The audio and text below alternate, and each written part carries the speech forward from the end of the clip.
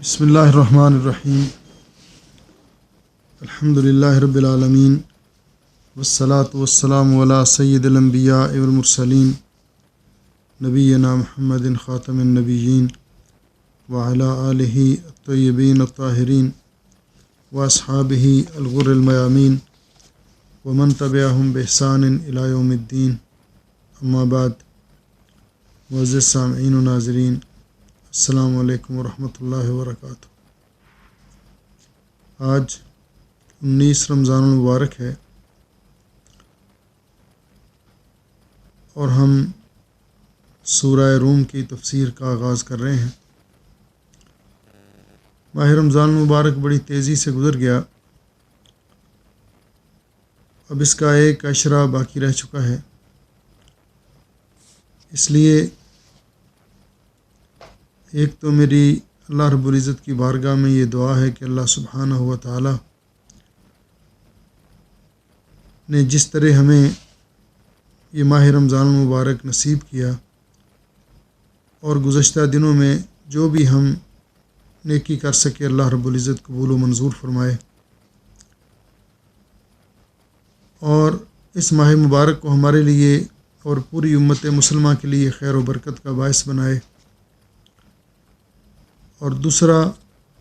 اس طرف توجہ دلانا چاہتا ہوں کہ یہ آخری عشرہ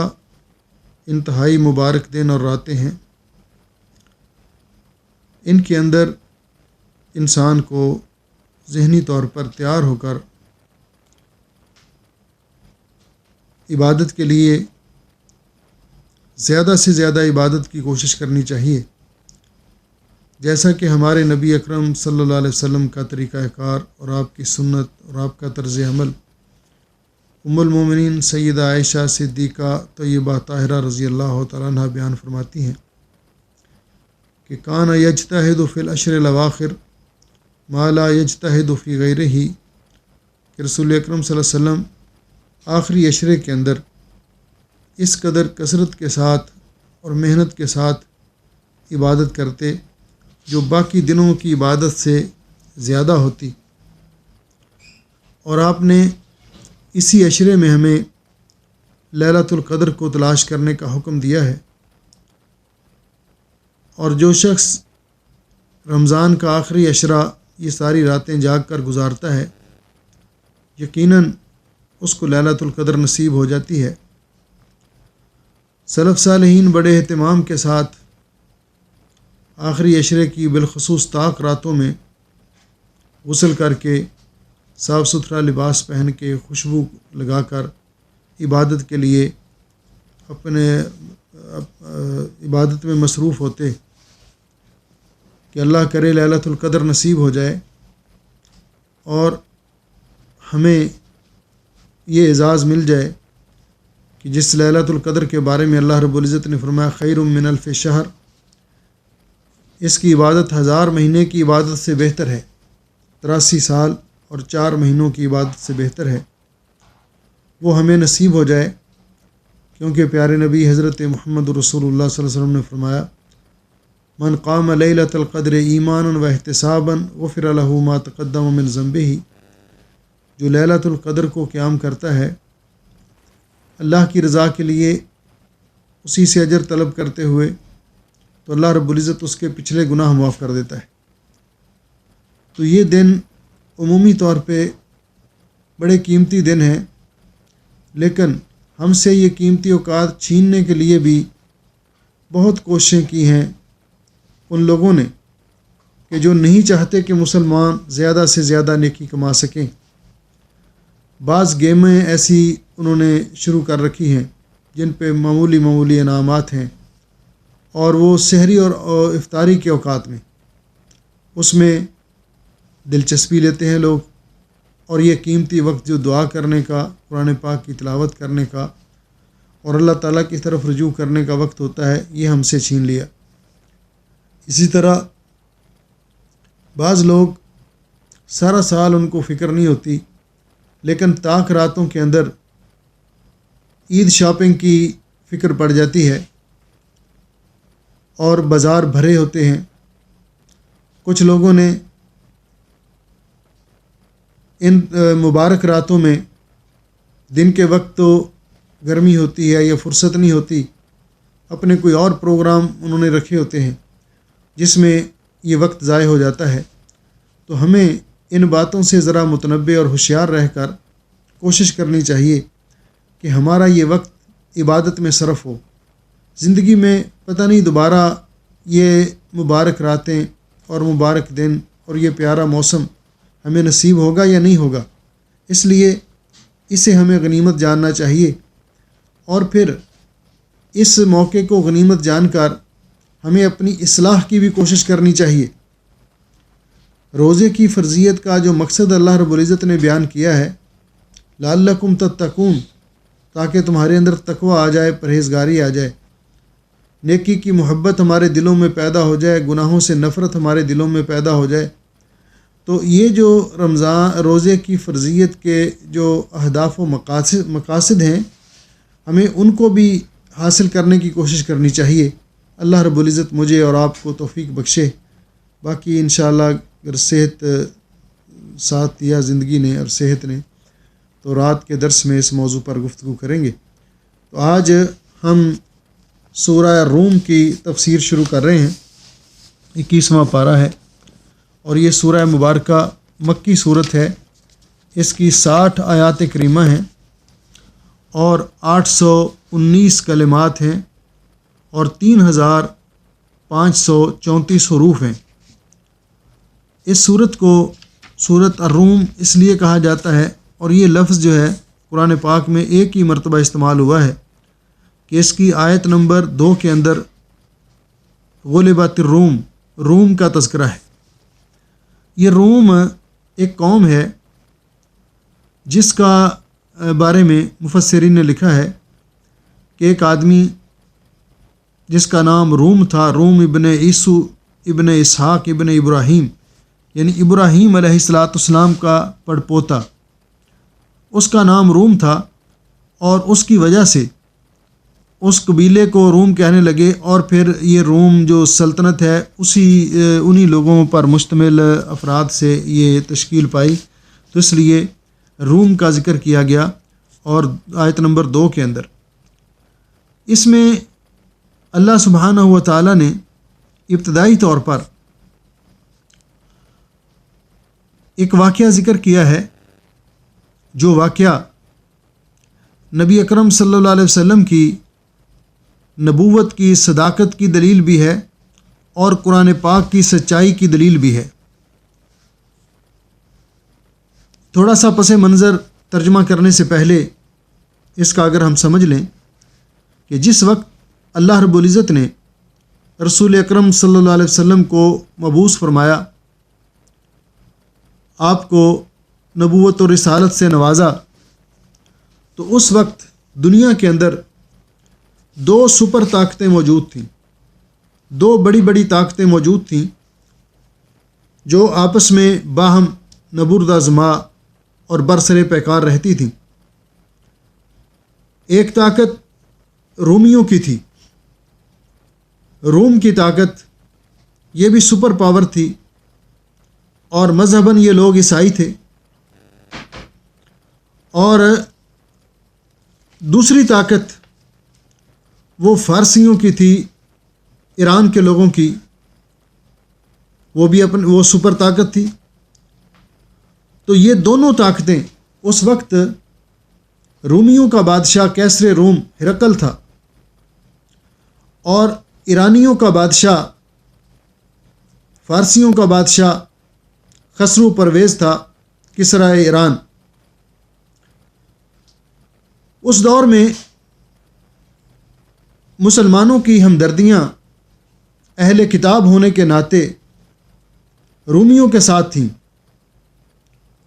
اس کی ایک وجہ تو یہ تھی کہ رومی جو تھے وہ بھی اہل کتاب تھے،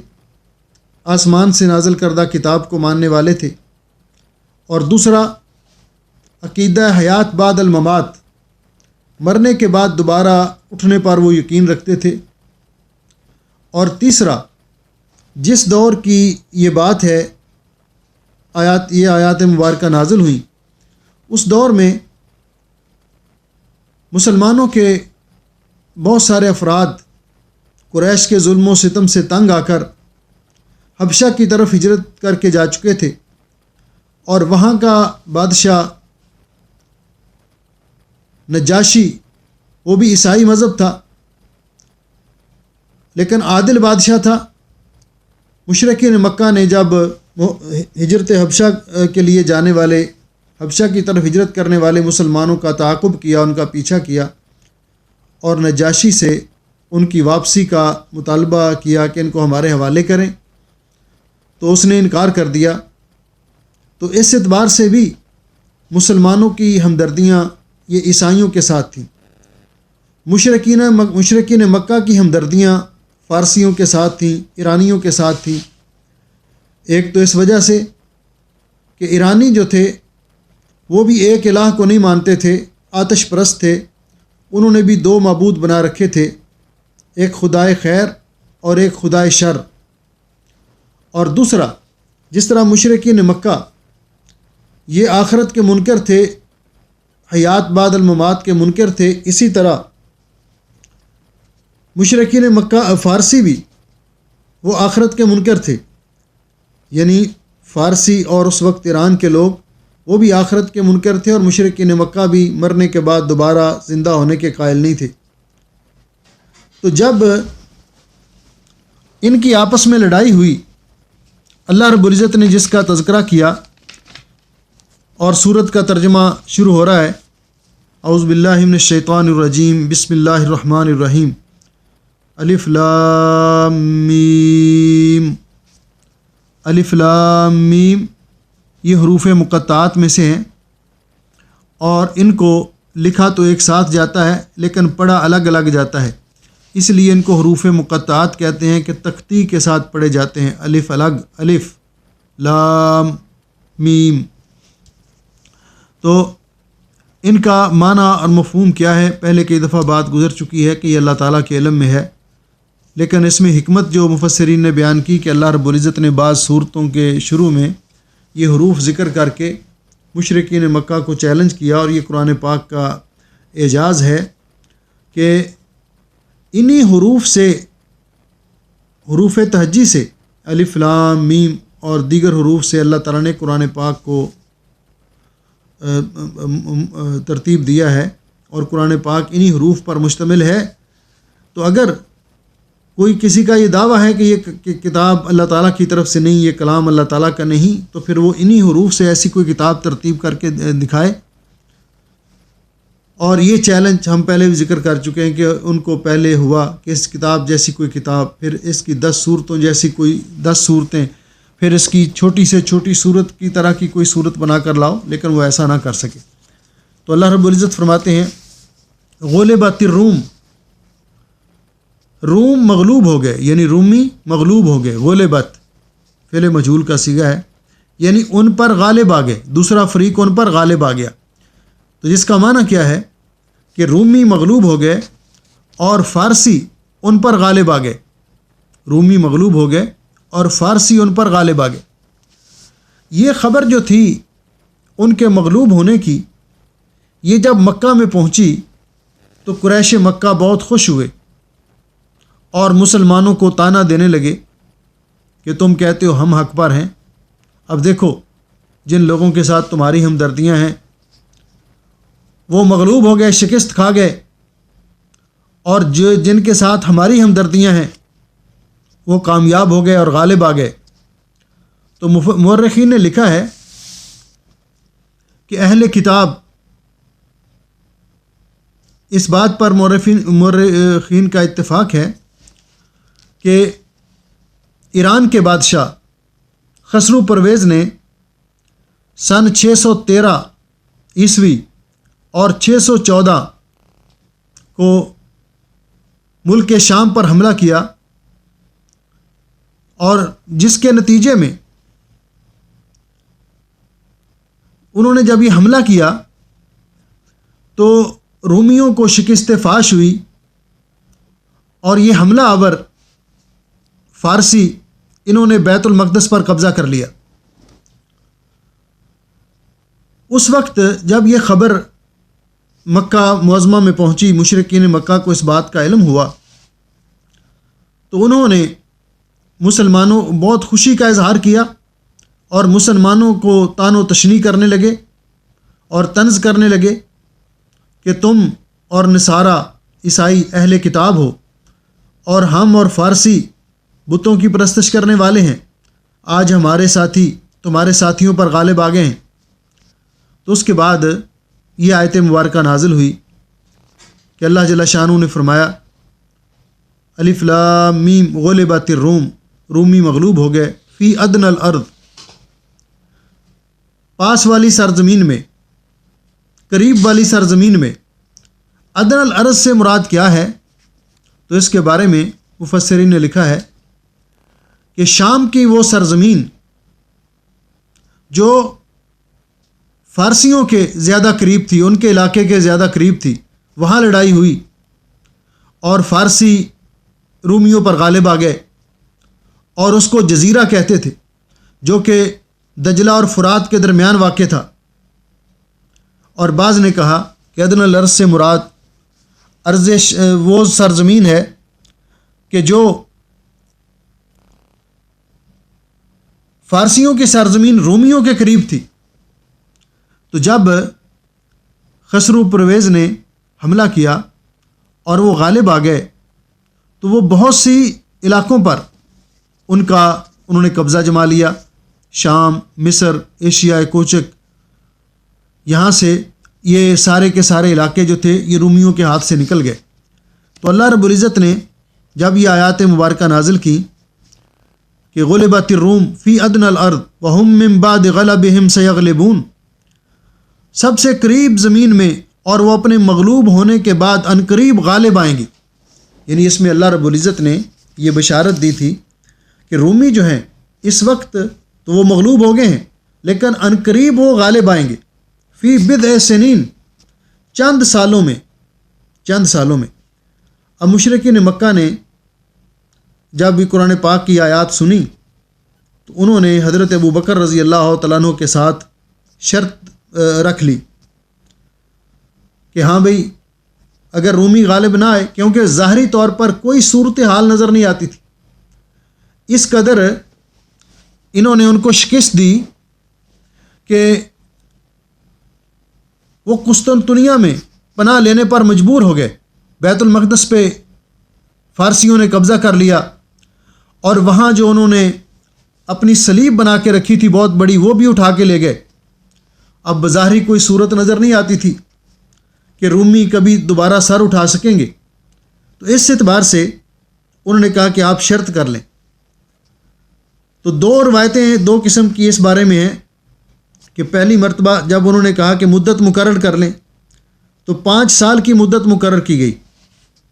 اور کہا کہ اگر 5 سال، یہ اس وقت کی بات ہے جب شرط لگانا حرام نہیں تھی، کہ اگر 5 سال میں رومی غالب آ گئے تو جو شرط رکھی گئی تھی مشرکین مکہ وہ ابو بکر رضی اللہ تعالیٰ عنہ کو دیں گے، اور اگر غالب نہ آئے تو ابو بکر رضی اللہ تعالیٰ عنہ اس کے مطابق ان کو وہ مال جو مقررہ تھا وہ دیں گے۔ 5 سال گزر گئے لیکن وہ غالب نہیں آئے، انہوں نے کہا جی ہماری شرط نکالیے۔ تو نبی پاک صلی اللہ علیہ وسلم کو جب پتہ چلا تو آپ نے فرمایا کہ آپ نے 5 سال کی شرط رکھی کیوں؟ کیونکہ بضع سنین کا اطلاق جو ہوتا ہے 3 سے لے کر 9 تک ہوتا ہے، 3 سے لے کر 9 تک ہوتا ہے، آپ ان کے ساتھ مدت بڑھا لیں۔ تو جب انہوں نے مدت بڑھا لی، بعض نے کہا کہ اسی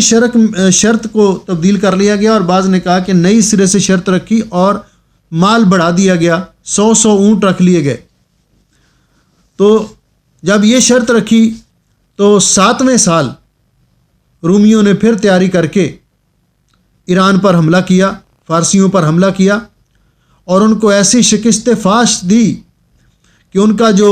آتش کدہ تھا اس کو بھی انہوں نے مسمار کر دیا، اور بیت المقدس کو بھی واپس لے لیا، اور مسلمان غالب آ گئے۔ اور یہ بات ہے سن 621 عیسوی کی۔ بعض مفسرین نے لکھا ہے کہ عین انہی دنوں میں مسلمانوں کو اللہ رب العزت نے 2 خوشیاں نصیب کی۔ جس سال اللہ تعالیٰ نے رومیوں کو ایران پر فتح دی،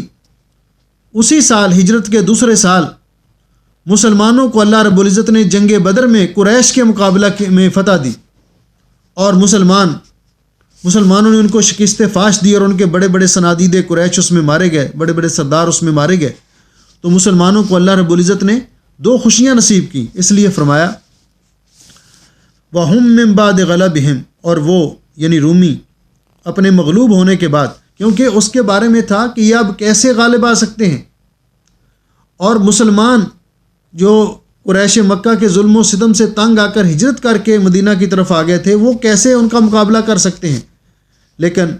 بات صرف ظاہری اسباب کی نہیں ہوتی، بعض اوقات باطنی اسباب کچھ ایسے ہوتے ہیں جو اللہ کے علم میں ہوتے ہیں، جس کی بنیاد پر اللہ رب العزت کا فیصلہ آتا ہے اور کایا پلٹ کے رہ جاتی ہے۔ تو فرمایا وہ اپنے مغلوب ہونے کے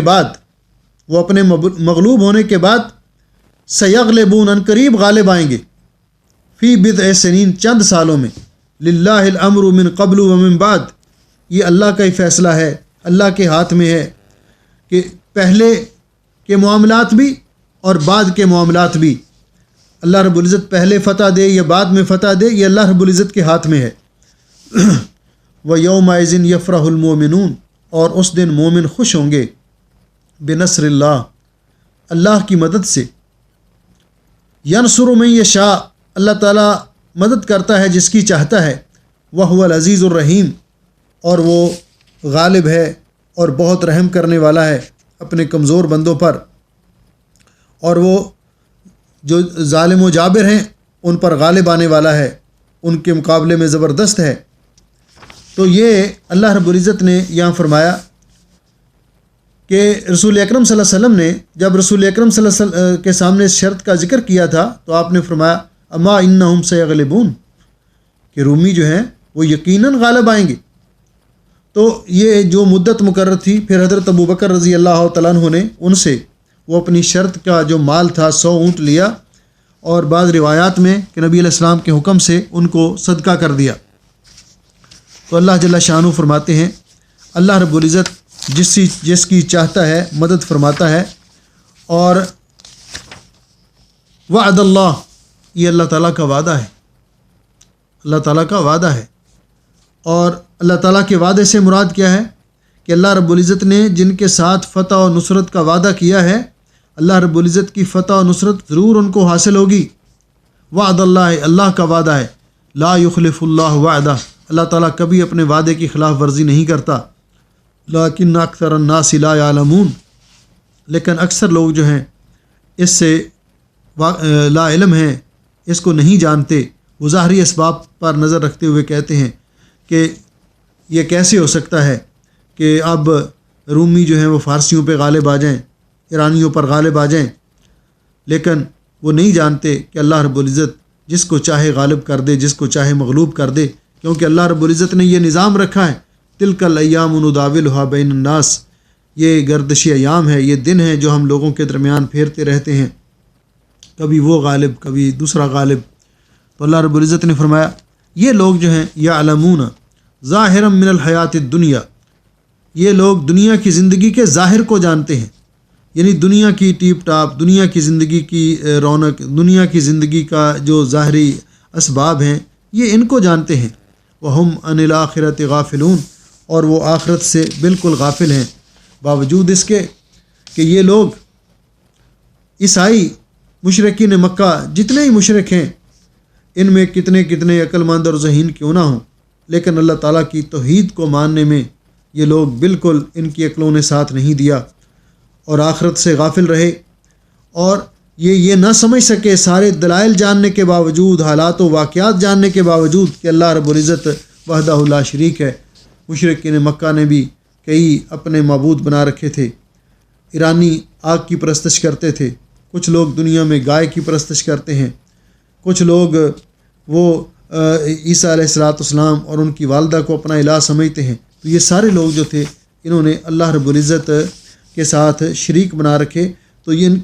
اس کا نتیجہ کیا تھا کہ ان کا آخرت پر یقین نہیں تھا۔ اگر ان کا آخرت پر یقین ہوتا تو یقیناً یہ آخرت کے بارے میں بھی غور کرتے اور سوچتے اور اس بات سے ڈرتے کہ قیامت کے دن ہم اللہ رب العزت کی بارگاہ میں پیش ہوں گے اور وہ ہمارا مالک ہم سے حساب لے گا۔ اس کے بعد اللہ فرماتے ہیں اولم یتفکروا فی انفسہم، کیا انہوں نے کبھی اپنے آپ پہ اپنے دلوں میں غور نہیں کیا؟ علماء نے اس کا ترجمہ دو طرح سے کیا ہے۔ اولم یتفکروا فی انفسہم، کیا انہوں نے اپنے دلوں میں غور نہیں کیا، یعنی اپنے بارے میں کبھی دل میں یہ بات سوچی نہیں، یا پھر انہوں نے اپنے آپ پر غور نہیں کیا۔ ما خلق اللہ السماوات والارض وما بینہما الا بالحق،